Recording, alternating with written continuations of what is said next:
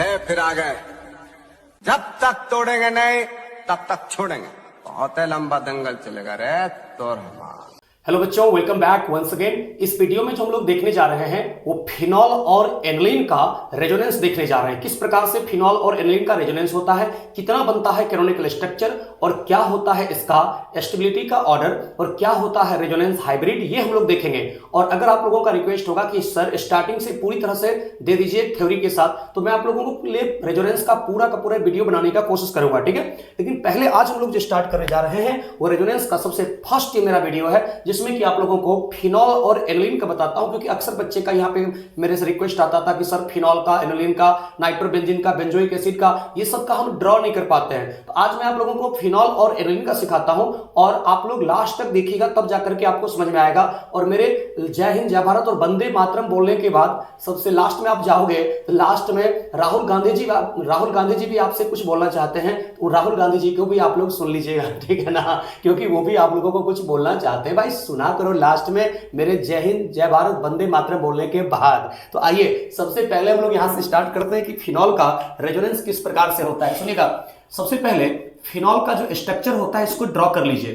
तो फिनॉल का यहां पे स्ट्रक्चर हो गया, ये इस पे OH होता है, जानते हो, इसी को हम लोग यहां पे कहते हैं बच्चों फिनॉल। अब ध्यान रखिएगा, जब कभी भी कोई ऐसा फंक्शनल ग्रुप होता है जिसके ऊपर लोन पेयर होता है, तो जानते हो कि ऑक्सीजन के ऊपर होता है 2 लोन पेयर। तो अगर कोई ऐसा फंक्शनल ग्रुप है जिसके फर्स्ट एटम पे या तो लोन पेयर है या फर्स्ट एटम पे नेगेटिव चार्ज है, वो रेजोनेंस में पार्टिसिपेट करता है एज ए डोनर। तो अगर फर्स्ट एटम पे लोन पेयर या नेगेटिव चार्ज होता है तो वो पार्टिसिपेट करता है एज ए डोनर। तो बच्चों ये यहां इलेक्ट्रॉन देगा जहां सिंगल बॉन्ड है। इस एरो का मतलब होता है कि 2 इलेक्ट्रॉन को डोनेट कर रहा है। ये दोनों इलेक्ट्रॉन को जहां सिंगल बॉन्ड है वहां डोनेट करेगा। तो जानते हो कार्बन में 4 से ज्यादा बॉन्ड बन नहीं सकता है, यहां 1 2 3 4 बॉन्ड है। तो लोन पेयर सिंगल डबल है ना कंजुगेटेड, तो लोन पेयर सिंगल डबल जो कंजुगेटेड पाई बॉन्ड है उस कंजुगेटेड पाई बॉन्ड को शिफ्ट कर देंगे ऑर्थो पोजीशन पे, बगल वाले कार्बन पे शिफ्ट कर दीजिएगा।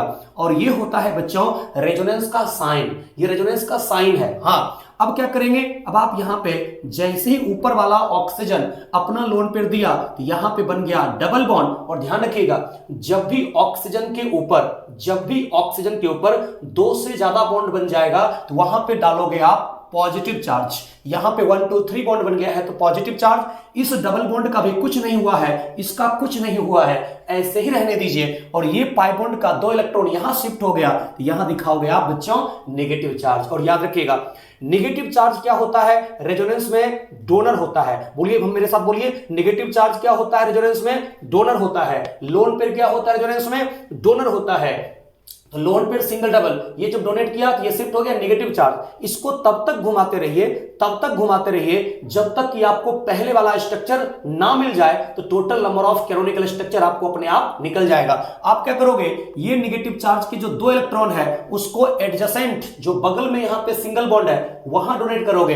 रिंग के अंदर 2 लगातार पाई बॉन्ड होता नहीं है, यहां पे ये जो पाई बॉन्ड है वो अपने बगल वाले कार्बन जिसके साथ वो डबल बॉन्ड है उसी पे आप शिफ्ट कर दोगे। ये रेजोनेंस का साइन हो गया।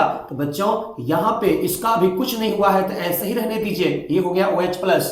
ये नेगेटिव चार्ज यहां इलेक्ट्रॉन दे दिया तो बन गया डबल बॉन्ड। ये डबल बॉन्ड का इलेक्ट्रॉन यहां शिफ्ट हो गया तो पारा पे दिखा दीजिए आप नेगेटिव चार्ज। और सुनिए यहां पे ये जो पाई बॉन्ड है वो ऐसे के ऐसे रहेगा, उसके साथ अभी कुछ नहीं हुआ है। मैंने क्या कहा, तब तक घुमाते रहना है जब तक पहले वाला न्यूट्रल स्ट्रक्चर ना मिल जाए। तो नेगेटिव चार्ज होता है डोनर, तो फिर से ये डोनेट करेगा जहां सिंगल बॉन्ड है, तो ये जो डबल बॉन्ड है वो चला जाएगा एडजेसेंट ऑर्थो पोजीशन पे। तो एडजेसेंट ऑर्थो पोजीशन पे जैसे ले जाओगे बच्चों तो अब जो स्ट्रक्चर बनने वाला है वो यहां पे बनेगा नेगेटिव चार्ज, क्योंकि ये 2 इलेक्ट्रॉन गया है एक पाई बॉन्ड वाला और यहां पे डबल बॉन्ड है और यहां पे डबल बॉन्ड है और इसके केस में double bond OH and plus है। इस तरीके से बना दिया। फर्दर नेगेटिव सिंगल डबल यहां पे कंजुगेटेड है तो नेगेटिव सिंगल डबल। याद रखिएगा बच्चों, पॉजिटिव चार्ज होता है एक्सेप्टर। पॉजिटिव चार्ज कैसा होता है, एक्सेप्टर, और नेगेटिव चार्ज कैसा होता है, डोनर।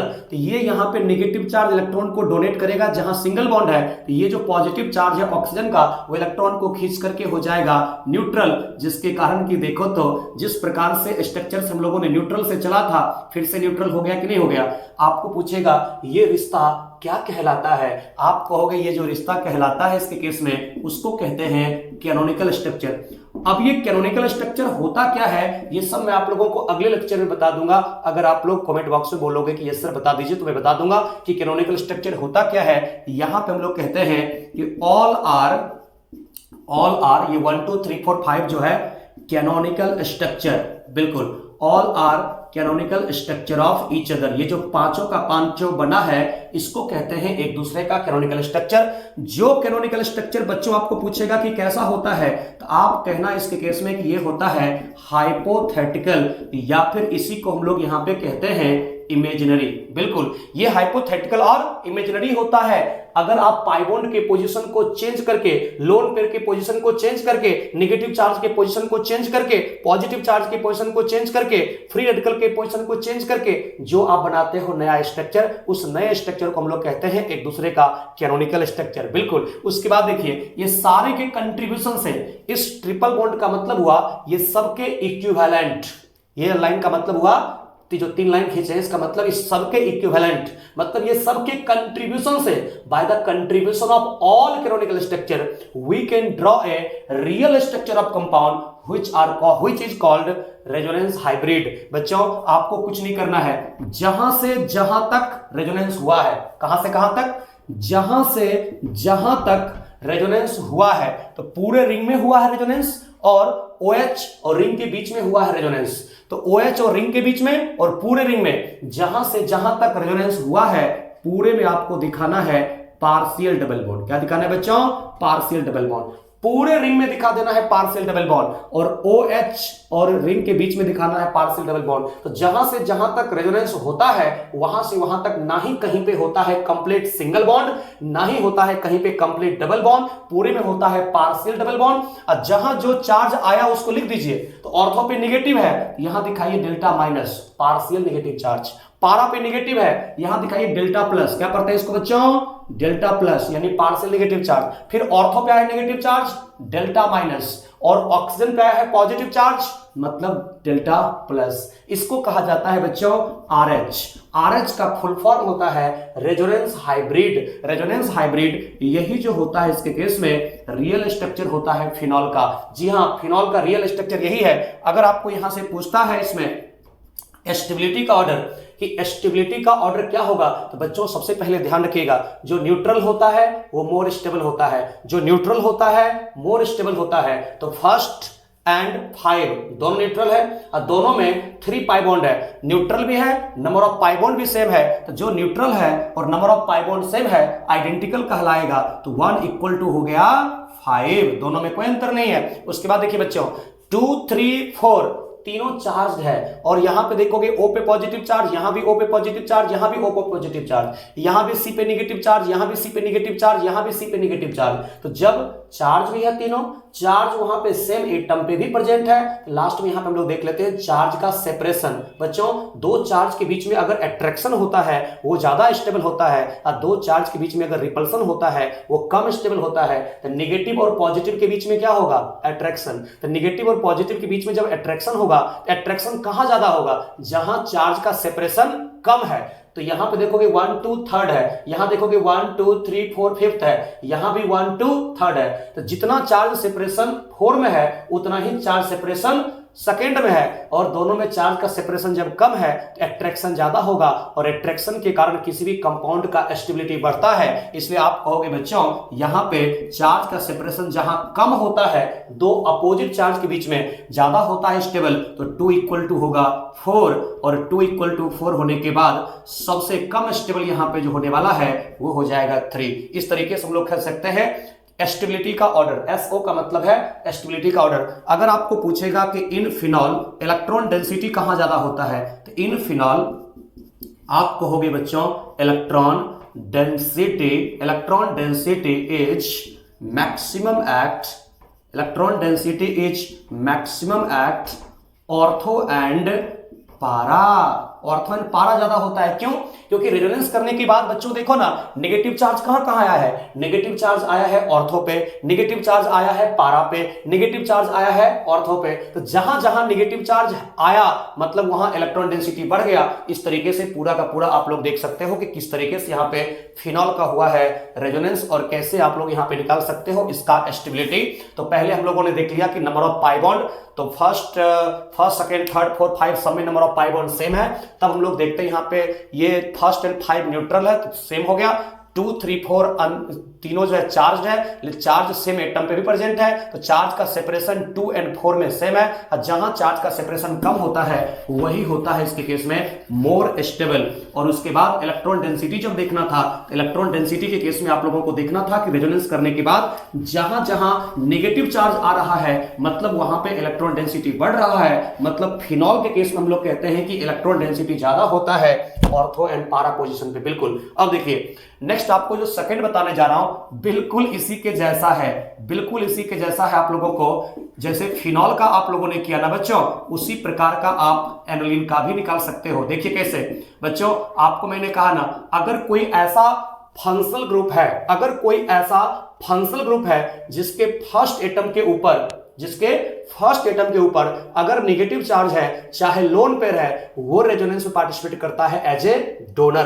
तो डोनर होगा अगर लोन पेयर नेगेटिव चार्ज है। नाइट्रोजन पे एक लोन पेयर होता है तो ये अपना लोन पेयर देगा जहां सिंगल बॉन्ड है, ये जो पाई बॉन्ड है वो अपने एडजेसेंट पोजीशन पे शिफ्ट हो जाएगा। और आपको ध्यान रखना पड़ेगा जैसे ही नाइट्रोजन पे 4 बॉन्ड बन जाए, जैसे ही नाइट्रोजन पे 4 बॉन्ड बन जाए, 3 से ज्यादा बन जाए, वहां पे होता है पॉजिटिव चार्ज और ये पाई बॉन्ड यहां चला आया, ये डबल बॉन्ड ऐसे ही रह गया। फर्दर क्या करना है, इसको उसी डायरेक्शन में जिस डायरेक्शन में आपने एक बार स्टार्ट कर दिया है, जिधर कंजुगेशन में है lone pair single double conjugation में है, तो कंजुगेशन में है तो रेजोनेंस होगा। नेगेटिव चार्ज होता है डोनर, तब तक घुमाते रहिए जब तक आपको पहला वाला न्यूट्रल स्ट्रक्चर ना मिल जाए। यहां पे इलेक्ट्रॉन देगा तो हो जाएगा डबल बॉन्ड, ये यहां चला जाएगा पारा पोजीशन पे, जिसके कारण अगला जो स्ट्रक्चर बनेगा बच्चों ये डबल बॉन्ड और यहां पे डबल बॉन्ड के साथ NH2+ ऐसे ही रह गया और पारा पे आ गया यहां पे नेगेटिव चार्ज। फर्दर यहां पे क्या करेंगे, नेगेटिव चार्ज होता है डोनर, तो जहां सिंगल है वहां हो जाएगा डबल और इसको यहां पे शिफ्ट कर दीजिए ऑर्थो पोजीशन पे। जैसे ही आपने ऐसा किया तो इसका इस बार नेगेटिव चार्ज यहां आ गया और इस बार यहां पे NH2+ आ गया, डबल बॉन्ड हो गया और ये डबल बॉन्ड हो गया। ठीक है। फर्दर यहां पे हम लोग क्या करेंगे बच्चों, नेगेटिव चार्ज होता है डोनर, यहां आ जाएगा, जहां सिंगल है वहां डबल आ जाएगा। और पॉजिटिव चार्ज होता है एक्सेप्टर, वो अपने आप को न्यूट्रलाइज करने के लिए एक पाई बॉन्ड के 2 इलेक्ट्रॉन को खींचेगा तो नाइट्रोजन हो जाएगा न्यूट्रल। यहां पे लिख दीजिए NH2 और यहां लिख दीजिए डबल बॉन्ड। यानी कि बच्चों ये फर्स्ट सेकेंड थर्ड 4 और 5 एक दूसरे का क्या कहलाता है, ये रिश्ता क्या कहलाता है, आप कहोगे इसके केस में सर रिश्ता कहलाता है canonical structure of each other. जी हाँ, ये जो पांचों का पांचों बना है इसको कहते हैं canonical structure of each other. CS का मतलब हो गया कैनोनिकल स्ट्रक्चर। और ये सारे के सारे आपको पता है हाइपोथेटिकल होते हैं, इमेजिनरी होते हैं, रियल नहीं होते हैं। तो सर रियल बताइए ना सर, रियल क्या होता है। आपको कहा कि by contribution of all canonical structure we can draw a real structure of compound which is called resonance hybrid। तो जहां से जहां तक रेजोनेंस हो रहा है वहां से वहां तक पार्शियल डबल बॉन्ड होता है, जहां से जहां तक रेजोनेंस हो रहा है वहां से वहां तक पार्शियल डबल बॉन्ड होता है। जहां जो चार्ज आया है वो दिखा दीजिए। तो ऑर्थो पे नेगेटिव आया है, पारा पे नेगेटिव आया है, ऑर्थो पे नेगेटिव आया है और नाइट्रोजन पे पॉजिटिव आया है। इसको कहते हैं रेजोनेंस हाइब्रिड और यही होता है इसके केस में रियल स्ट्रक्चर। कैसा होता है, रियल स्ट्रक्चर।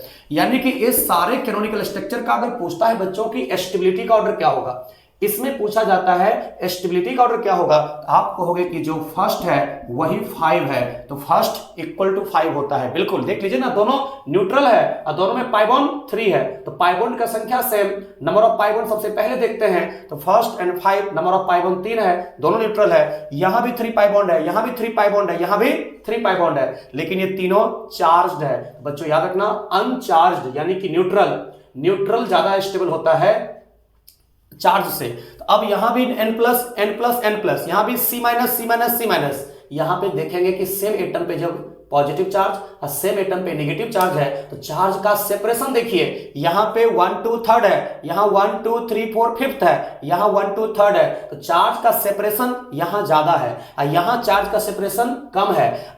दो अपोजिट चार्ज, दो अनलाइक चार्ज, दो अपोजिट चार्ज, दो अनलाइक चार्ज के बीच में जितना कम चार्ज का सेपरेशन होगा उतना ज्यादा अट्रैक्शन होगा, और अट्रैक्शन अगर ज्यादा होगा तो मोर स्टेबल होगा, और जितना ज्यादा सेपरेशन होगा, दूर दूर होगा दो डिफरेंट चार्ज, दो डिफरेंट चार्ज अगर दूर दूर होगा अट्रैक्शन कम होगा, और अट्रैक्शन कम होगा तो वो कम स्टेबल होगा। आप कहोगे इसके केस में कि 2 इक्वल टू हो जाएगा इसके केस में 4, और इसके बाद हम लोग कहेंगे सबसे कम स्टेबल होगा 3, क्योंकि चार्ज का सेपरेशन ज्यादा है। ठीक है, और अगर यहां से पूछता है बच्चों की इन एनिलीन